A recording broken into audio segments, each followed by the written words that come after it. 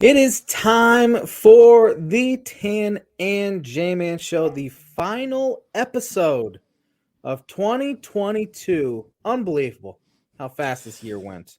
Fastest moving year of my life. It seems like we've been saying that since about I 2016 on. I think But every everybody year. says that as they get older, but Yeah. it's been quite a year for both of us personally, and quite a year in sports that we're gonna hit on here in a little bit. We're gonna look back at our bowl predictions and maybe talk about some athletes that stood out in 2022, some teams that stood out in 2022, and then and next week we'll go into our 2023 bowl predictions next week. So, Joy. yes, always. Always. Yep. But we have a big birdie or bogey this week, Josh. It's pretty simple. You get this right, you win the birdie or bogey crown for 2022. You get it wrong, and we tie. Yep. Might as well just mark a tie. Yeah, we'll see. We'll see. This is a question that there is no par. It is a birdie Yeah, you or a couldn't bogey. give me a par. No. So it's NFL related. Okay. Tom Brady, the Buccaneers, came back the other night and won 19-16 in overtime, which was Tom Brady's 14th career win in an overtime game, including the playoffs. That ties him with what other quarterback for the most all time? Most overtime wins ever. So the most overtime wins ever. Man, I have no idea. Zero. I don't even have a guess right now.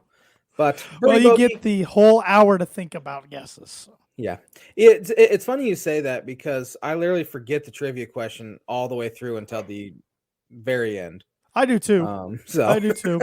have all hour to forget about the trivia question. But Birdie Bogey is brought to you by Noble Gnome LLC for fresh, locally grown, nutrient-dense produce from Bryce and Katie Romine of Mentone, Indiana. Like them on Facebook, follow them on Instagram, and check out their website, noblegnomellc.com. Get your veggies. Get your veggies. Not too early to start thinking about it in 2023. By any means necessary. All right. So let's go ahead and why don't you hit me up with some of that on this day? Because I know a lot of our portions are going to be talking about NFL and the year of 2022 and a few other things. So education on this day in 19, man, it's a bad on this day. 1959, the National Football League Championship was played at Memorial Stadium in Baltimore, where the Baltimore Colts beat the New York Giants 31-16. Colts scored 24 straight points in the fourth quarter. Baltimore Colts, always good when we get some Baltimore Colts on this day.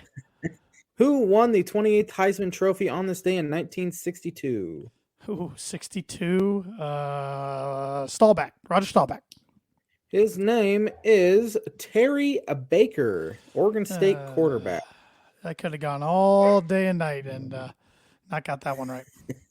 On this day in 1964, the NFL, the National Football League Championship, was played at Cleveland Stadium, where the Cleveland Browns shut out the Baltimore Colts 27-0. It was the last championship win by a major league pro sports team from Cleveland until 2016 NBA Cleveland Cavaliers did. Who gets the next one in that city? Cavs, Guardians, or Browns? It's got to be Guardians. Yeah. I don't see the Cavs doing it anytime soon. It's so tough in the NBA. You have to have a superstar. And they have Donovan Mitchell, but I don't know if he's a guy that can go win you a championship without quite a bit of help around him. And it's not exactly a destination for free agents at all, unless LeBron wants to come home again, which who knows. And the Browns didn't capitalize on that momentum they had going a few years ago. Yeah. On this day in 1974, who won the 40th Heisman Trophy? 74. Big Ten player. It's not Archie. I think he was after that. It's probably somebody from Michigan. I have no idea. It is Archie Griffin.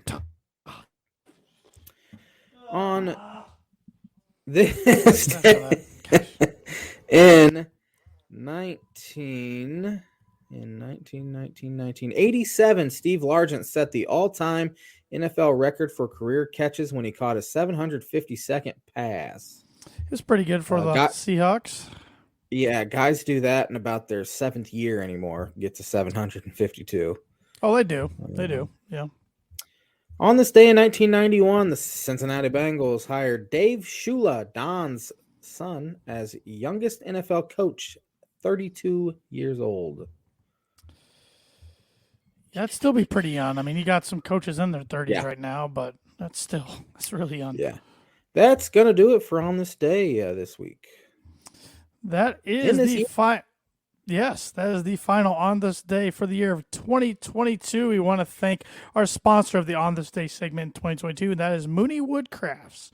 Mooney Woodcrafts is a veteran-owned custom woodcraft shop based out of North Carolina, but with Indiana grassroots. They make everything from custom signs, the growth charts, and more. Makes the perfect addition to any home office, man cave, garage, etc.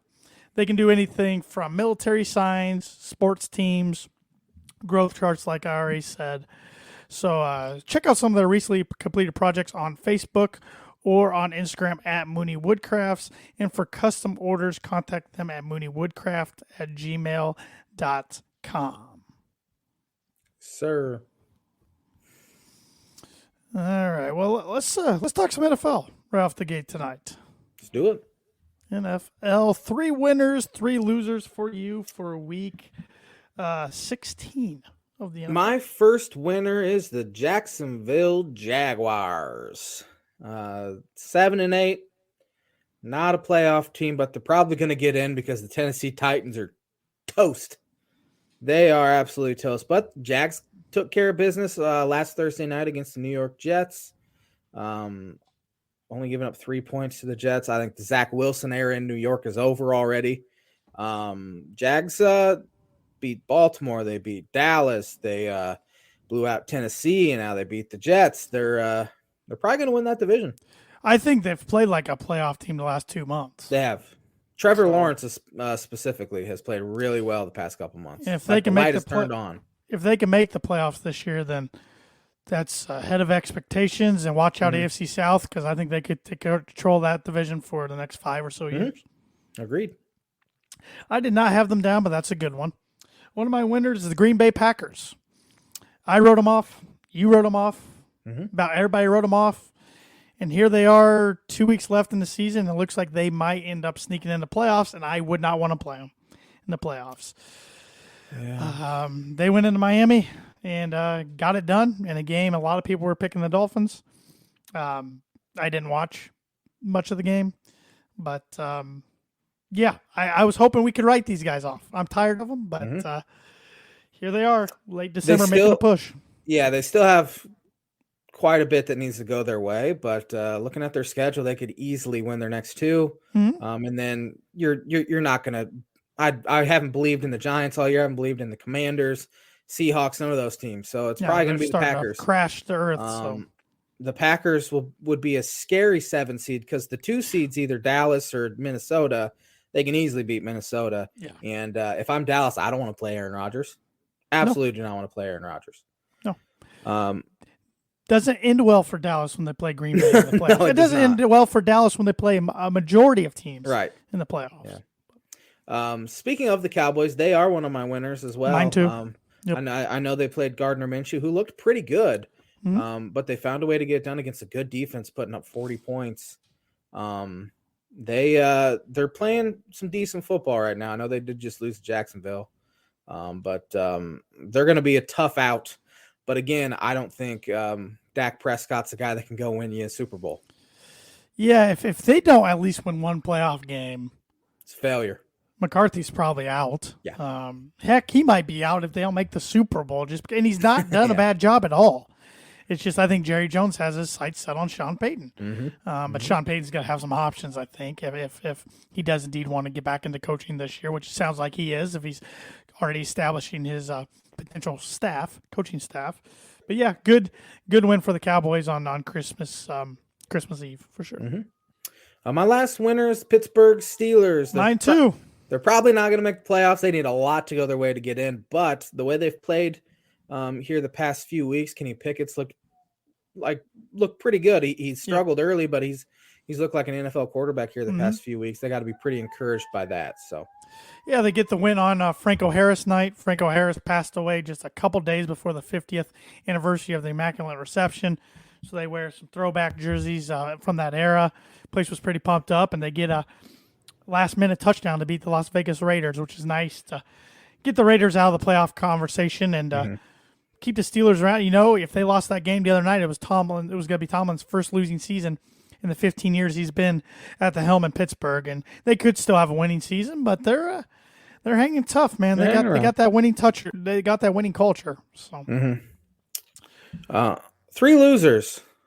Detroit Lions. Yep, they're on my list. Just when they got the momentum.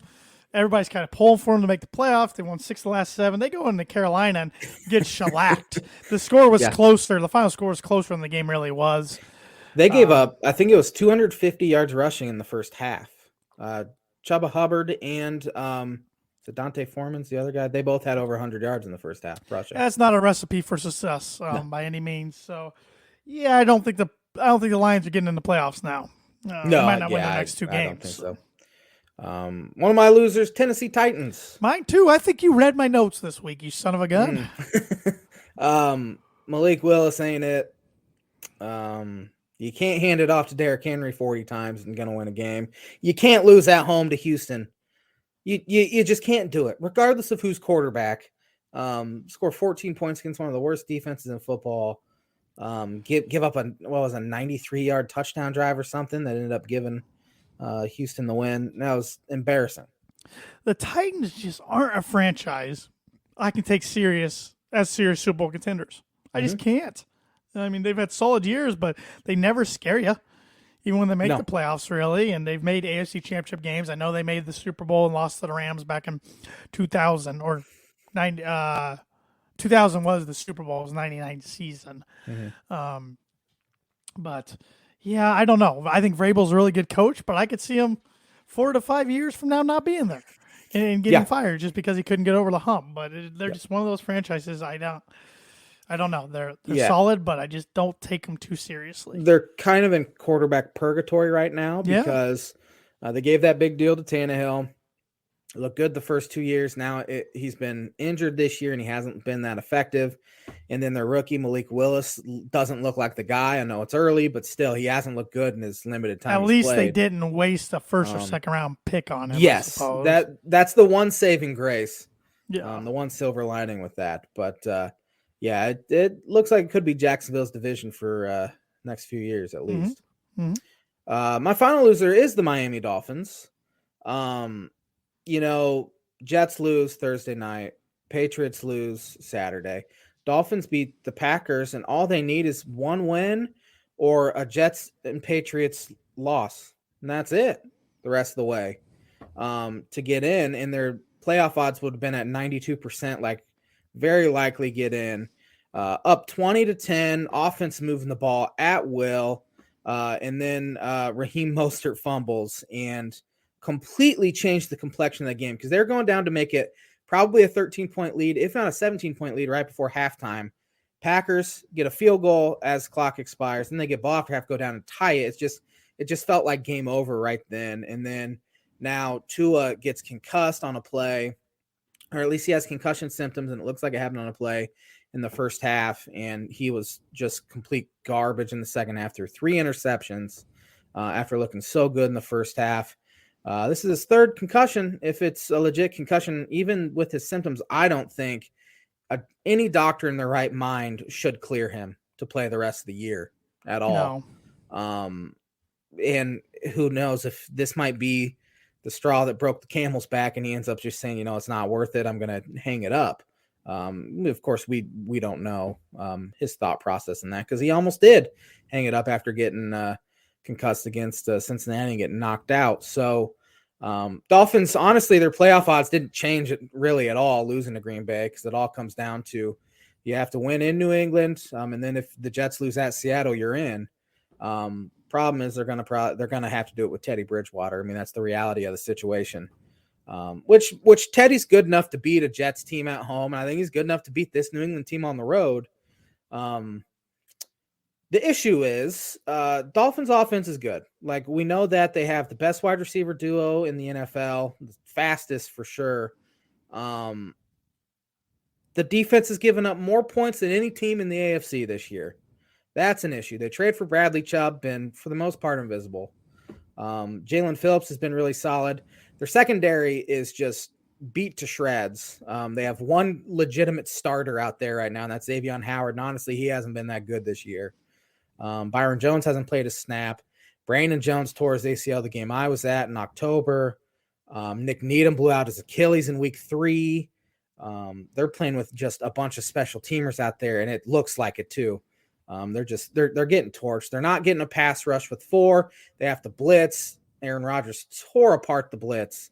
When the Dolphins blitzed, he had a 111 passer rating. When they didn't, he had a 29% passer rating or a 29 passer rating on Sunday. So even if they get in, they'd have to go to Kansas City and they'd get absolutely annihilated.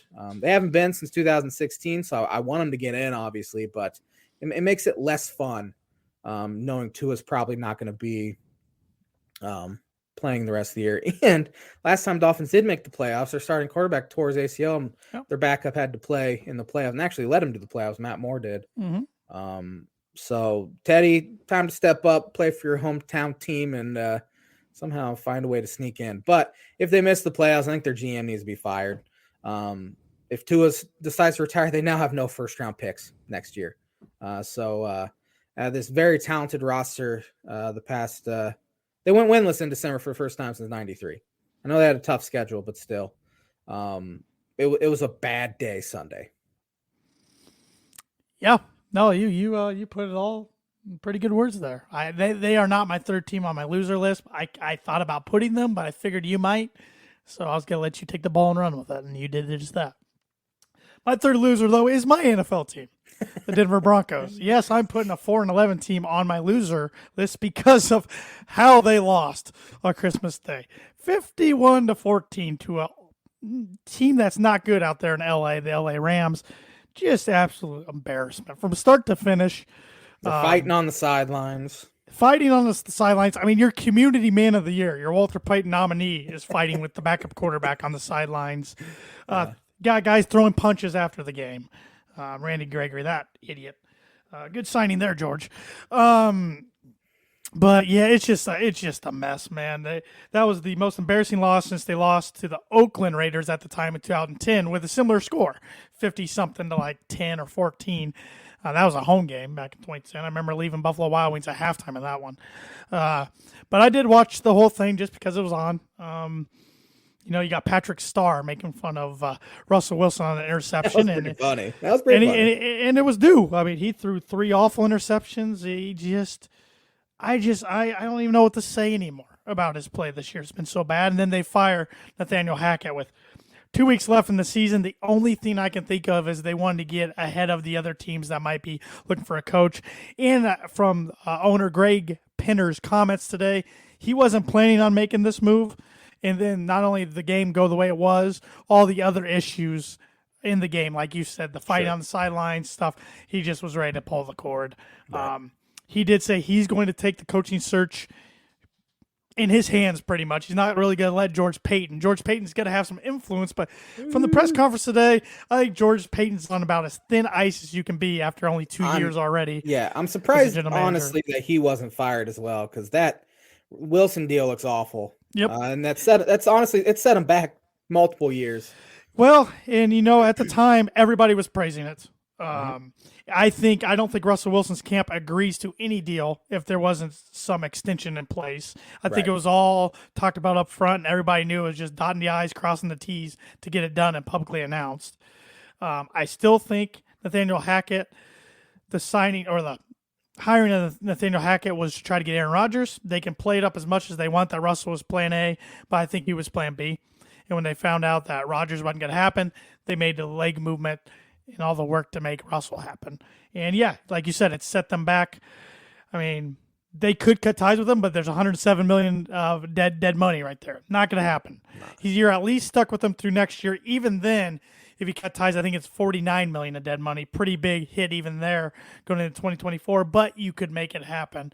But I think realistically, they're stuck with him for at least the next 2 seasons. Hopefully, whoever they hire can find something to pull out of them. Hopefully, there's something still left in the tank. Not sure really at this point. The Broncos have been really injured too as well. Tim Patrick, one of their better wide receivers, goes out before the year even starts. Javonte Williams, starting running back, goes down week 4 or 5. Left tackle Garrett Bowles goes down around the same, I think the week later against the Colts.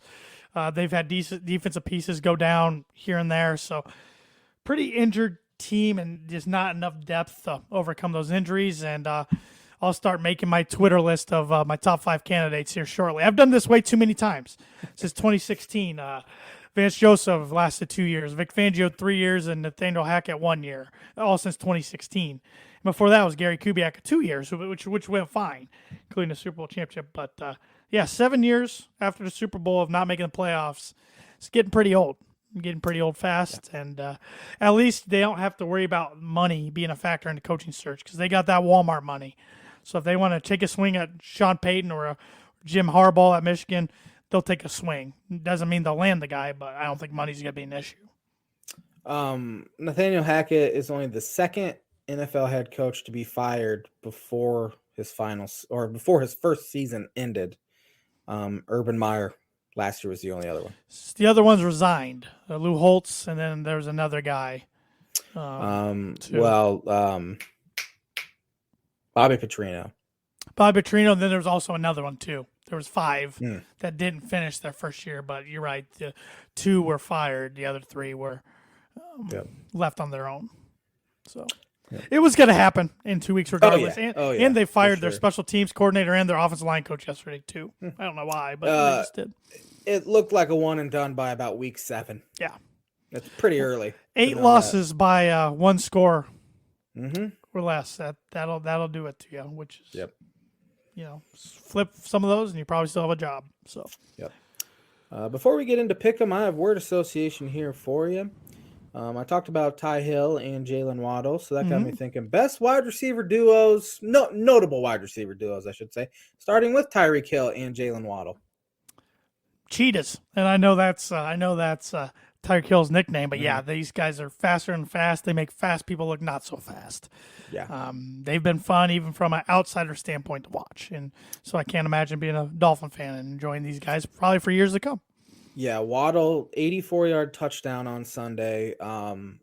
No one was even close. It was a little crossing route, and he just gone. I've never seen – and Tyreek Hill caught up to him and started blocking for him. And Waddle's one of the fastest guys in the NFL, and Hill was right there with him. As we know, Hill's pretty fast. But, Marvin Harrison, Reggie Wayne. Oh, man. One of the more solid duos of our time. And both of them, I mean, weren't overly athletic, weren't overly fast, but they're good route runners, and they caught, especially Marvin, caught about everything in sight. But they had great chemistry with Peyton Manning from day one, and that's why they both played. Well, Marvin played for one team his whole career, and Reggie, I think regular season games he only played for once. He signed with the Patriots, but I don't think he ever made it through camp. Yeah, I don't know. I could be mistaken there, but he might have. Yeah, maybe he did play with the Patriots a little bit, but needless to say, both of them were Colts for a majority of their career.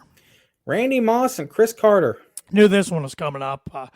This is a duo we grew up watching, just like we did Reggie Wayne and Marvin Harrison. But Randy was the entertaining one, and Chris was the reliable one, the consistent one. But those two with Culpepper, man, those teams are fun to watch and pretty incredible. They never made the Super Bowl. It looked like they were going to, and then they got blanked by the Giants in the NFC Championship.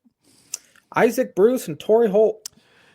Greatest show on turf. Kurt Warner, with those guys, and then Marshall Faulk. Holt got more of that. He was more of the headline maker with this play, but Bruce once again was Mr. Consistent. And these are taking me back to some good 1-2 punches here. I like it. Another current duo here: Jamar Chase and T. Higgins. Yeah, T. Higgins has really come on the last couple of years. Jamar Chase, had that chemistry with Burrow at LSU, and everybody was freaking out about him having drops in the preseason, and he made everybody forget about that by about week 3 of the regular season. Yeah, Burrow's got a nice little core to throw to. You got Boyd there too. Yeah, he does. So, Dolphins duo here, the Marks brothers, Mark Duper and Mark Clayton. I got nothing for you. I knew that was going to happen. They're Marino's duo. I figured there back in the day. I was like, I got nothing for you. Yeah, I think it was Duper caught 18 touchdowns in 84. He did have the record, or tied the record anyway, for single season. Then Moss obviously broke it. I'm pretty sure that was Duper. It might have been Clayton. I don't know, but yeah, that they called them the Marks Brothers. It was the best duo of the 80s, probably, outside of maybe Jerry Rice and John Taylor. But yeah, the Marks Brothers. I threw that in there just so I could talk about them a little bit. Jerry Rice and Terrell Owens.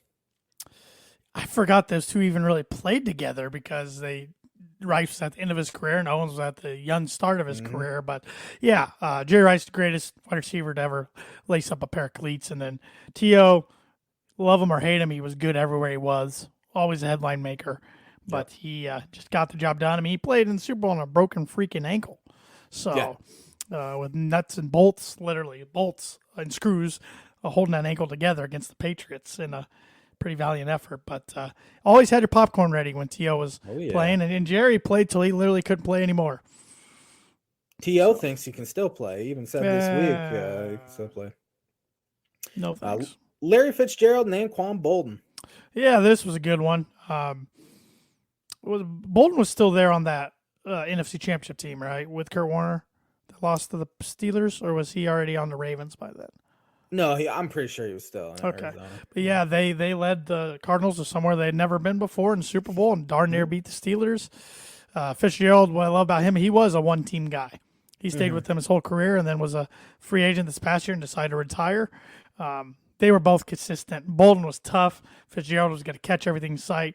Both of them stayed relatively healthy, except Bolden got his face smashed, which was extremely scary. Against the Jets, I believe. Yep. But yeah, those two guys made a franchise that was not very good pretty relevant. Yeah. Bolden, he's one of the more underrated players of his era. He's like a borderline Hall of Famer. He was good. He was good there for a while. Last one here, and I threw this on there for you. Demarius Thomas and Emmanuel Sanders. Yeah, Peyton Manning made both these guys. I mean, Demarius did have a big play against the Steelers in 2011 in the playoffs with Tim Tebow, which was Tebow's last NFL touchdown he threw. He never threw one for the Jets or the Patriots or the Eagles. But, yeah, I mean, rest in peace, Demarius Thomas. Left us too soon last year, but neither guy's a Hall of Famer, but they're both really good NFL wide receivers and two of the better Broncos of all time. Emmanuel got better and better, it seemed like, the years with the Broncos, and then they trade him away just to get something for him to the Niners. He ended up playing Super Bowl there, then played for the Saints and the Bills, and then hunted up this year, signing a one-day contract with the Broncos. So, but yeah, two guys that put in the work with Peyton, throwing Eric Decker there, and then Wes Welker. And I know Sanders wasn't with those three, but that was a heck of an offense they had in 2013 until they ran into Seattle in the mess of a Super Bowl game. But I was hoping you'd put those two on there. I was going to say, if you didn't, that was the two that was probably my favorite from my Bronco fandom. So, yeah, good list. That was fun. That was fun. And we want to thank Proforma Print 2 Promo Group, who's been the Word Association segment sponsor this year in 2022. If you're looking for a trustworthy, dependable resource for your next trade show, company picnic, or sales meeting in 2023, Proforma Print 2 Promo Group has over 50 years combined experience in promotional products and commercial print. They strive for fast and efficient response to all your print needs, so you need to look no further. Let them be your one-source print and promotional company today by giving Barbara Van Weinsberg a call at 574-210-3815. NFL Pick'em. Due to the Green Bay Packers win against the LA Rams last Monday, we tied that week, which means I clinched the regular season, but you annihilated me this week. Did I? I didn't even keep track. You beat me pretty handily. Well, I'm going to try to close the gap and lose only by one here. I'm going to try to close out 2022 strong. Starting they're still doing Thursday nights, which I appreciate because they used to stop them I don't know, before Christmas. Dallas Cowboys at the Tennessee Titans. I got the Cowboys for 10. We kind of hit on it earlier. We're not believers in the Titans, but Titans at home can keep it close maybe, but Cowboys for 10. I have the Cowboys for 15, especially with no Tannehill, I don't think. Tennessee has a shot. Arizona Cardinals with Trace McSorley at the Atlanta Falcons. Falcons for 8. This game's going to be unwatchable. Yeah, I have the Falcons for 7. Chicago Bears at the Detroit Lions. Yeah, okay. You just said 7. That threw me off because I looked up. I got the Lions for 7. No. I think this will be a pretty good game. If Detroit would have won last week, I would have put more confident points on them this week. But the Bears are weird lately. They're keeping games close until the fourth quarter, then they get smoked. So. Yeah, I have the Lions for 6. I think Bears will run all over the Detroit Lions, but Goff might throw 6 touchdowns. One of those deals. And they get to play in a dome and not minus 20 wind chill factor like the Bears had to against the Bills on Saturday. Denver Broncos at the Kansas City Chiefs. Chiefs for 16. What's there to say? They're going to make it 15, 16 or whatever it is at this point against the Broncos. It's not going to be close like it was in Denver. This is going to be a shellacking of shellackins. That was a pretty easy 16-pointer too. No, I did it a couple weeks ago. I've picked against Denver for the most confident points so many times this season. I'm laughing at myself. I forget what you predicted the Broncos at, like 9-7. Not 9-7, 9-8 or something like that. I don't remember. I said I was going to be highly disappointed in a bear to deal with if they're there. Well, they're 4-11. Yeah. So. Gosh. I think the Dolphins have to win their next 2 in order for me to get their prediction right. But yeah, I think I had the Broncos over 500, but missing the playoffs. I had them making the playoffs. Yeah. Miami Dolphins at the New England Patriots. I got the Patriots for 3. I picked this game before I even saw Tua was in concussion protocol, and I still took New England, but only for 1. I think Dolphins can win in there even with. And I don't think Mac Jones is very good. I think they should be able to. The good thing about Mac Jones is he's not going to run on you. I mean, Rodgers had probably 50 yards rushing on. They've been killed by mobile quarterbacks. That's a 39-year-old quarterback. Yeah.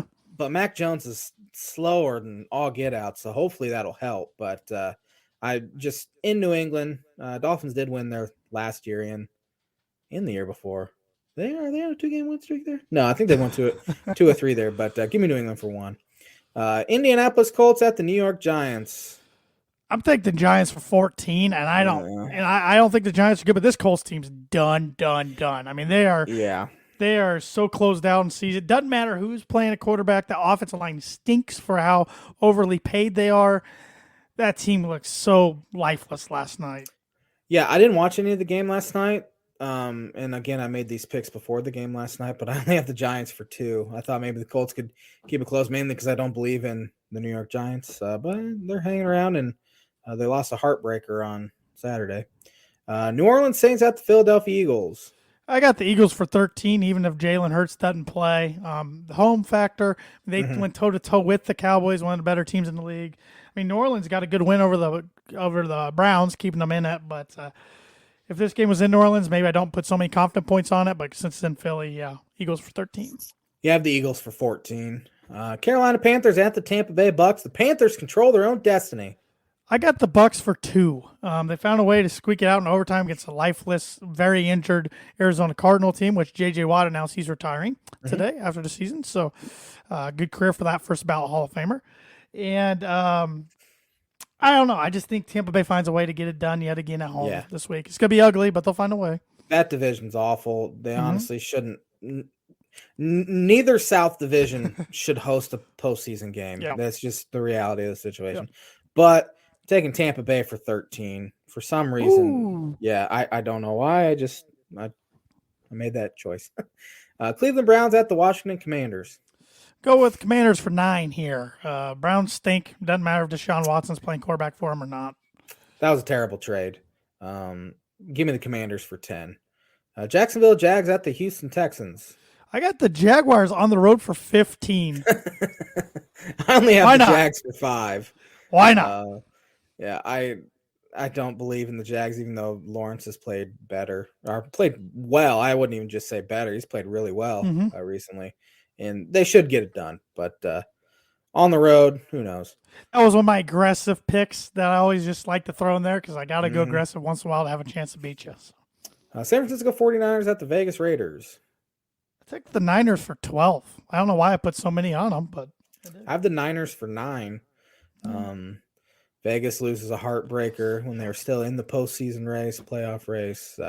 Seems like they could just kind of fold now. New York Jets at the Seattle Seahawks. Look like Mike White is back.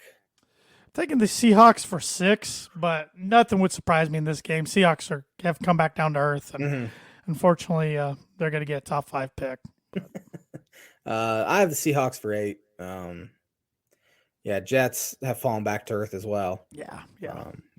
Minnesota Vikings at the Green Bay Packers.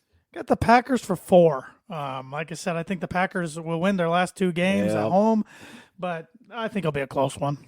I have the Packers for 12. It feels like the Packers are waking up, and I hate it, and haven't really believed in this Minnesota team all year, and they really haven't. The only way they've given me a reason to believe in them was going into Buffalo and winning. But other than that, I mean, they haven't really looked that great, even in their wins. Packers for 12. Rams at the LA Chargers, who clinched a playoff berth last night.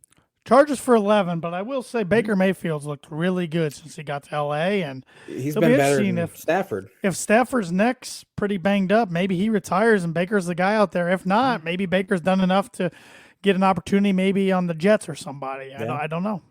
Maybe Baker's a good fit for McVay's system. Could be. I'm taking the Chargers for 11 as well. Pittsburgh Steelers at the Baltimore Ravens. Looks like Lamar is going to potentially play this week. Yeah, I'm taking the Ravens for 5 in this one. I have the Ravens for 4. Buffalo Bills at the Cincinnati Bengals. This could be a great Monday night game. I can't wait for this one. Two of the best 3 teams in the AFC. Agreed. I'm taking Buffalo on the road for 1. I'm taking Buffalo on the road for 3. So I wholeheartedly agree with you. Bills haven't looked overly impressive recently, but they're still winning games, and I think it's going to be, the Bengals are right there too, but it just feels like it's going to be Bills Chiefs again. Well, they've played in some of the worst weather conditions too. They have. Even on the road. And they're finding ways to get wins, and that's all that matters right now because they want that 1 seed. They want to stay away from Kansas City, even though they've proved they can beat Kansas City. So is the Bengals. Already done it once. Yeah. Bengals have proven they can't lose to Kansas That's City. That's true. Collins' injury for Cincinnati could be a big one. Yeah. Going down with the ACL and MCL. So, it's got to be another fun week. Usually this would be the last week of the regular season, but last year when they extended it by a week, that's why we have 2 more weeks. Yep. I'm a big fan of 17 games. We had been so accustomed to the records, 8-8, 9-7, 10-6. Feels like I'm already accustomed to 9-8, 10-7, 11-6 sort of deal. Yeah, I'm right there with you. It doesn't take long for the NFL to put new things in place and get used to it. Just like when NFL Sunday Ticket moves to YouTube TV next year, a couple of years it'll feel like it's been there forever. Which is I think good move. The NFL will make so much more money doing it this way. I do too. Than having it exclusive with. I do wish they would give you an option like the MLB Extra Innings, NHL Center Ice, and NBA Ticket, I think it's called, where you could just buy a team's package. A team, yeah. That would be nice, but that would be maybe eventually. Amazing. Maybe eventually. It seems like they'd make equal amounts of money too, or even more money. Because if I could get just Bronco games plus the red zone, I'm a happy camper. That'd be perfect. Yeah. That'd be perfect. Yep. Well, let's look back at this year that was 2022 in sports. It's been an interesting year this year. I was trying to think of who my team of the year is for 2022, and I had to go back and even look up who won some of the championships. Off the top of your head, can you name of all the big sports the champions? My team of the year has to be the Georgia Bulldogs. They are my team of the year too, because they not only won the championship in January, they're in the college football playoff right now. Yeah. Georgia won. Yep. Football playoff. Yep. Rams won. They were that was a very forgettable Super Bowl. Even though it was a really good game. It was a good game. Rams won that one. Kansas won national down 15 title. at half. People forget about that. Couldn't tell you who won the Masters. I don't remember. Scotty Scheffler. Okay. Another champion. Major League Baseball was Houston Astros. NBA was Golden State got back, right? On top. Yes. Is there any other championships that I'm missing? No. I think you named them all. Yeah. Argentina won World Cup. Maybe? Yep. Also in golf, Matthew Fitzpatrick won the U.S. Open. Cameron Smith won the Open or the British Open, and PGA Championship was Justin Thomas. So I had to ask my dad off the top of my head because I couldn't remember who won the Open Championship. It was Cameron Smith. I couldn't remember who won the U.S. Open. It was Matthew Fitzpatrick. Excuse me. Cameron Smith barely lost that one. Then he won the Open Championship. I remember Cameron Smith winning. That's one of my big storylines in 2022 is you had the emergence of the Live Golf, which is now just continuing to grow going into 2023, adding tournaments.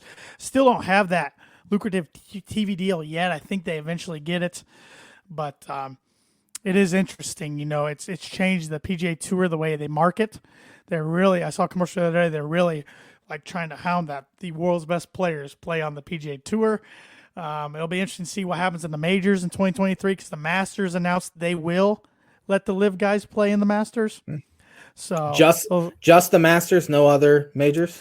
Well, the only major that is ran by the PGA Tour actually don't run any of the majors.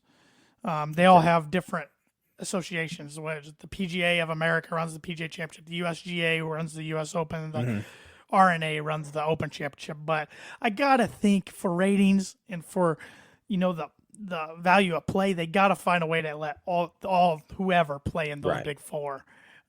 Hopefully someday these two tours can agree to do business and they can both play in whatever. But we'll see. It'll be interesting to keep our eye on that. How about athlete of the year for 2022 or athletes of the year for 2022? Athlete of the year.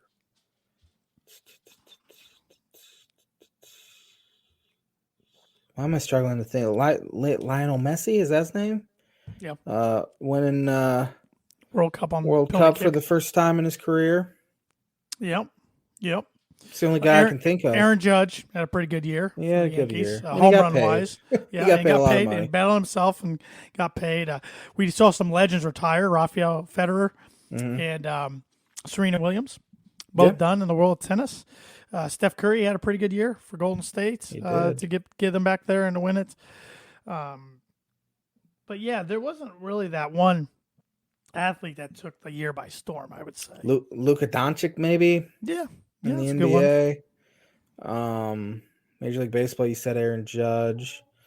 NFL, I mean, we had that great year from Burrow last year, but I can't think of like a year from a guy that wasn't expected. I mean, I think people thought Burrow could have a really good year, but I don't think there's Jalen Hurts maybe could be the guy 'cause he's an MVP candidate, but yeah. I think my game of the year was the playoff game between the Chiefs and the Bills. Yeah, for sure. That's one of the best playoff games ever. That was amazing. I mean, I'm sure there's a lot of other good games that I'm forgetting. Tennessee, Alabama in football was a pretty good one. That was a good one. Regular season game. I'm People sure just there's don't a lot I'm remember forgetting. regular season games, No. even if they're like great, unless it's something like the Auburn Bama miracle. What was that called? Kick six. Kick six, yeah. Yeah. Stuff like that, but unless it's your own fan base, or if you're part of that fan base, then you'll remember it.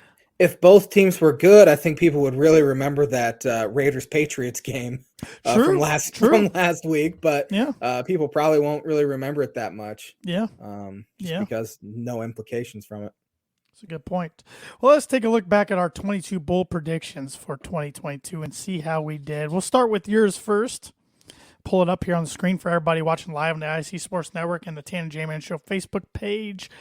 Number one, yours was the MLB and MLB Player Association would come to an agreement by the end of January. That did not happen. It came, I think, early March is when they came to an agreement. You thought the Cubs would sign Carlos Correa or Trevor Story. They did not do either of those. Speaking of Carlos Correa, we still have 4 days left. His deal with the Giants has already been nixed. His deal with the Mets looks like it's going to be nixed. Maybe Cubs will come in there with a 1-year deal and they'll stay alive. Oh, I will laugh so hard if that deal with the Mets is nixed. Me too. So, which it's not looking good there. You said the Chicago Bulls would be the 1 seed in the Eastern Conference. That did not come to fruition. On my thing, I had the Bulls would get the number 1 seed in the East, but lose in the playoffs early. Okay. So I got half that right. All right, They you got did half lose of in it. the playoffs. You did get it right that Aaron Rodgers would be a Packer come week 1. You ignored all that buzz. You thought only 4 Big Ten teams would make the NCAA tournament. A little off my there. teams I have here were Michigan State, Ohio State, Illinois, and Purdue. Rutgers, Indiana, and Iowa all made it. Yep. And Wisconsin. Yeah. I suck. You thought we'd get a rematch of the previous year's Super Bowl. You did say the number 1 seed in the AFC would not win a playoff game. Mm-hmm. Got that right. Yep. And you did get at least one wild card team would play in the championship game. Mm-hmm. Just another year that you missed Rory winning the Masters. You thought Clemens, Bonds, and Ortiz would make the Hall of Fame. Ortiz One of those did. Yep. Thought Zach Thomas would make the NFL Hall of Fame. His time's coming. His time is coming. It might not happen this year, but it's going to happen. This was interesting. You were really close. You had Kirk Cousins, Baker Mayfield, and Deshaun Watson all getting traded. 2 of those did. Kirk did not. You did have the Golden State Warriors win the NBA championships. You got that right. You said Alabama would not play in the national championship game for this year, and you got that right because they missed the playoffs. Vlad Guerrero Jr. and Ronald Acuna Jr. were your MVPs. I got that wrong. San Francisco Giants not making the playoffs. You got that right. First time since 2017, you said no Big Ten basketball coaches would get fired. You got that right. They all got retained. You said every Big Ten West team would make a bowl game. 4 of them did, but Nebraska and Northwestern did not. You said the Big Ten would have its first Heisman Trophy winner since 2006. You thought it would be C.J. Stroud. Popular belief amongst many. Did not happen, as Caleb Williams out in USC won it. Thought Joe Burrow would win the 2022 MVP. It hadn't been announced yet, but I already put that one in red because I don't think he's winning. Not happening. You did get it correct that no Big Ten teams would advance past the Sweet 16. Purdue and Michigan were the only 2 to get there. And couldn't. That's becoming a pretty predictable thing. It is, nowadays. Unfortunately, isn't it? Mm-hmm. And you thought the World Series would be won by our neighbors to the north, the Toronto Blue Jays, but wasn't meant to be, as the Houston Astros got it done. Mm-hmm. My bold predictions. I said the 2022 MLB season would not start on time, and I was correct. It started a little late. I said Big Ben Roethlisberger would retire, and he did. I also, along with you, didn't believe all the Aaron Rodgers not being a Packer hype and said he'd be a Packer come week 1.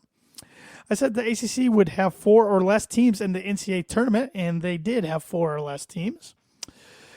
I said Purdue would be the only team from Indiana to make the NCAA tournament. I was wrong there, as Purdue, Indiana, and Notre Dame all made it.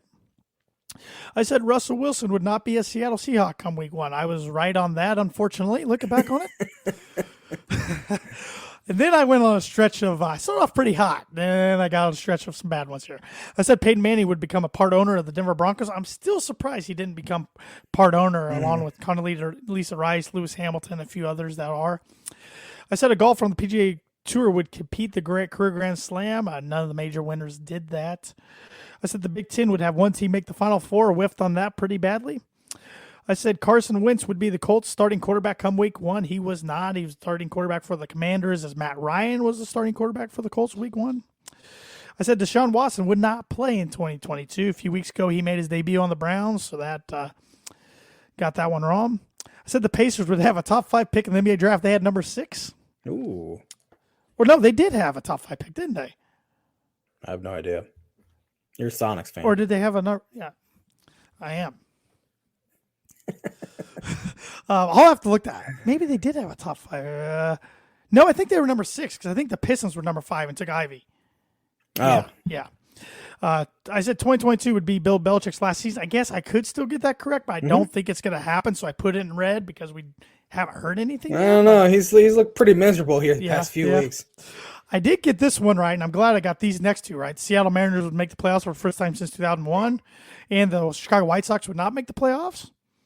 I thought 2022 would be Aaron Boone's last season as the Yankees manager. He is retained for 2023, so I got that wrong. I did get it correct that Purdue would win the Big Ten West. 2022 would be Tom Brady's last season. We don't know yet. so that one's not in red.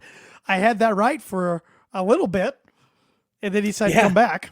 I think it probably will be correct if he ends up in Miami. So help me God. I did get that Kenny Pickett would be the first quarterback drafted in 2022 NFL draft. I whiffed on Bryson DeChambeau winning the Masters. I only think he made the cut. I whiffed on Ricky Fowler winning the PGA Tour tournament, but spoiler alert, that's going to be on my 2023 predictions too. And the NBA did not bring back the Seattle Supersonics, but maybe next we year. still have hope. We still have hope as I'm showing my Seattle Supersonics hat that I got for Christmas. So fun to look back on those and see how bad we are. Yeah. We whiffed. But already looking forward to making our 2023 predictions, and maybe we'll do all 23 next week. Who knows? We'll see how much probably we not. Talk about. Probably we'll probably break it up to give us content for a few weeks, but we'll see. We'll see there. Well, we got about a little less than 10 minutes left. Do you want to talk about some college hoops, college football, anything like that? We can talk some hoops. All right. Not much on college football. The only college football thing, amongst bowl games going on is Purdue has a new quarterback, it looks like, for next year. Hudson Card transferred from redshirt sophomore, transferred from Texas, which I was hoping that was going to be the news yesterday after the redshirt freshman Brady Allen entered the portal yesterday morning. I thought maybe that means somebody's coming in, and it looks like that's the case because, guys just don't want to compete anymore. Right. So, and maybe Brady goes down to Louisville. I don't know. Maybe not. There's a rumor Jack Plummer's going to go to Louisville. Because he's in the portal from California, which I'm like, goodness. Braum benched him first off, so that why would he go to Louisville? I don't know. I don't know if Braum would want him. I know. We will see. So even though he was a Braum recruit. But I don't have any other college football notes. We could go through and predict the bowl games, but they're so hard to predict with people opting out. Let's just go ahead and talk about college. We could talk, or we could predict the playoff games, I guess. Yeah, we could do that. We have TCU, Michigan Saturday. I think Michigan gets done pretty handily. And then Georgia, Ohio State. I think Georgia gets done, but I think it's closer than a lot of people think. I think it's going to be a real close game. In fact, this will be the J-Man's Book It prediction of the week. It will be a Georgia-Michigan battle here in a few weeks for the national title. I think Georgia will smack whoever they play, but I think it'll be Georgia-Michigan. I think Michigan's more likely to win than Georgia on Saturday. But J-Man's Book of Prediction Week brought to you by Indiana Farm Bureau Insurance Agent Travis Watring for life, home, auto, business, renters, workers' comp, and farm insurance. Contact Travis at 219-869-4561. His email is travis.watring@infb.com. It would be something if we got TCU Ohio State championship, though. That would be kind of cool. Kind of cool. Or Michigan Ohio State. That'd be pretty cool, too. I hate the college football national championship game. It is 4.5 hours long. I have not seen it to the final buzzer in the fourth quarter in 8 years, I would say. Haven't watched the end of it because it's so long. It is long. I am on Central Time now, which makes it easier, but still. Yeah. It is long. Yeah, I would kind of like, as a Big Ten fan, the Ohio State-Michigan rematch would be pretty fun. All the stakes on the line, and it wouldn't. If that happens, I'll go on record. Ohio State beats them. If that happens, I was going to say I think Michigan would rather play Georgia than play Ohio State again. Yeah. But college hoops. Not a good week for your Illini. That was an ugly rivalry game against Missouri. They are in trouble. There's no chemistry all of a sudden. They had 1 assist in the first half to 10 turnovers. A lot of one-on-one stuff, and it's affecting their defense now. It's been ugly, and they got to figure it out quick, or it could be a rough Big Ten play. I don't think many people thought that. I think on paper they are the most talented team in the Big Ten too, as from a pure talent standpoint, and something's missing. They just don't have a leader. They don't have a Trent Frazier walking through that door, or DeMonte Williams, or even Kofi walking through that door. And they need more out of Coleman Hawkins. Matthew Myers played well lately. Terrence Shannon was better against Missouri. Point guard situation with those freshmen has been bad here the past few weeks. Something happened when they beat Texas in overtime. I don't know what, but it's been ugly. So they need a get-right game this week against Bethune-Cookman, try to get everything out of their system before Big Ten play starts back up. they're 18 to 22-year-old kids and read the press clippings, and we're told how good they are when they walk around campus. Yes, So. and having 10 newcomers or whatever it is, it's it's life of the portal. Yeah, man, they almost did the wrong thing and were really good early, and then they've kind of hit a wall here. And Underwood's proven he's a good enough coach; he can get them out of it. But it's got to happen. Got to happen soon, or it's going to be a long one. It's last week in non-conference, and then Big Ten play starts. Purdue plays Florida A&M Thursday. Should get past them, and they haven't lost a non-conference game since 2020, longest stretch in the nation, because they lost to Rutgers in December last year, but that was a conference game. So should get past them, and then they got a pretty tough stretch next week. They got 3 games. They have Rutgers at home, and then at Ohio State and at Penn State at the Plethora, or whatever you call that, not the Bryce Jordan Center. So, okay. In Philly. Which is smart by them. Your students aren't in school, move a game to a different place. So smart by them. So that could be a rough week, but ready for Big Ten play. Indiana, Xavier Johnson's out with a broken foot. Trace Jackson-Davis that hurts them bad. He's sit out 2 games in a row due to what I want to say load management, giving them a break. It sounds like. You don't hear that in college basketball either. I know, yeah, that's kind of what they're saying it is. That's interesting. Well, I guess they do have an NBA head coach. But, he needs to wake up a little bit on the sidelines. Sleepy Mike there. But Iowa had a horrendous loss. Horrendous loss. Big Ten's interesting right now. It's a wild conference right now. We went from even just 3 weeks ago. I'm like, man, is Big Ten really good now? It's like, I don't think the Big Ten's that good. It switched pretty quickly with Iowa falling off, and Michigan's look bad. Michigan State's look bad. Maryland's starting to fall off. Illinois is falling off. Indiana's falling off a little bit. So who knows? We'll see here in the next few weeks. We do have a Big Ten game on Thursday, and that's Iowa at Nebraska. I think Iowa gets it done, but it's close. If Chris Murray does not play, Nebraska will beat him. Yeah. I haven't heard anything on Chris Murray though, so I don't even have a prediction because of that. I'm taking the cop out. Yes, you are. Friday night, we don't have any Big Ten Big Ten teams playing each other, I should say. There are 3 games, but no Big Ten matchups. Nothing on Saturday, and then Sunday we have my computer loads. Is that when Purdue plays Rutgers? They play Monday. They play Monday. Okay. Yes. We and have programming note real quick: the Tan J Man show next week will be Tuesday once again. Then the following week we'll get back on our Monday schedule. We have Maryland at Michigan. Take Michigan. Give me Michigan as well. Iowa at Penn State. Take Penn State. Give me Penn State as well. Ohio State at Northwestern. Why not Northwestern? I'll give me Ohio State just to be different. Yeah. This episode is brought to you by the Dame Landing. Whether you want an epic burger, hand-tossed pizza, hand bread, tenderloin, seafood, craft beer, or a handcrafted cocktail, Dame Landing's place to be. Dame Landing's Bar Grill, located on beautiful Lake Manitou, focuses on freshness and quality. You can wash down their delicious beers with one of their 16, or delicious food with one of their 16 beers on tap. Constant rotation of today's best microbrews and best flavors. Our handcrafted cocktail menu using fresh ingredients. Taking the fantastic views like Manitou, the beer garden, or outdoor bar area. Whether it be boats or wheels, Dame Landing's place to be, located 1305 Ewing Road in Rochester. And we appreciate them being the main sponsor of the Tan J Man show for not only 2022 but also last year in 2021. Yes. All right, J-Man, drum roll. The time has come for the Birdie or Bogey, the last one of 2022. The Buccaneers had a 19-16 victory. It was Tom Brady's 14th career win in an overtime game, including the playoffs, tying what quarterback for the most all time? I have no idea. 14 overtime wins. Who got to overtime a bunch? Somebody that played a long time. Brett Favre. Brett Favre, good guess because he always played a long time, did a lot of things. But we are tied for 2022. You are getting a bogey, my friend. Any other guesses to throw out there? Ben Roethlisberger. Another good one, but no. I have no idea. I literally have no idea. Drew Brees. Drew Brees, really? Drew Brees. Seems like he was always losing the heartbreakers. I know. It does, doesn't it? Yeah. But people forget he played a lot of them in San Diego, too. People always forget about San Diego I was careers. going to say, I never even remember his San Diego It seemed like he days. was in a lot of overtime games out there. So Yeah.